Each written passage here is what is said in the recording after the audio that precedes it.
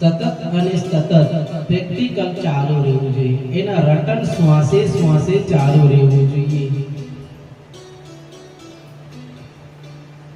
જ્યાં સુધી એનો સુમરણ ચિંતા નહીં કરશું ત્યાં સુધી આપણા અંદર બદલાવ નહીં આવશે। એના કારણે આપણા સાધુ સંતો, મહંતો, મહાપુરુષો શું કરે? સવારે મોર્નિંગ પ્રભાત કાળમાં એવા સુંદર સજીલા યમુના કિનારે,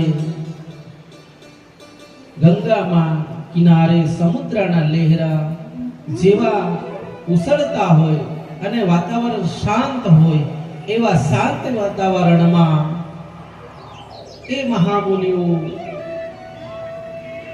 એવી યમુનાની રેત પર ચાલતા હોય ને ત્યારે એનું આખું વાતાવરણ કોઈ અલગ થતું હોય, પ્રકૃતિ કોઈ અલગ જ હોય, એને સુંદરતાથી જોઈ એનો જીવન કોઈ અલગ જ પ્રવૃત્તિ થતો હોય। તો આવું જ જીવન આપણી જ્યારે આ બોરલાઈને ધારામાં માં લક્ષ્મી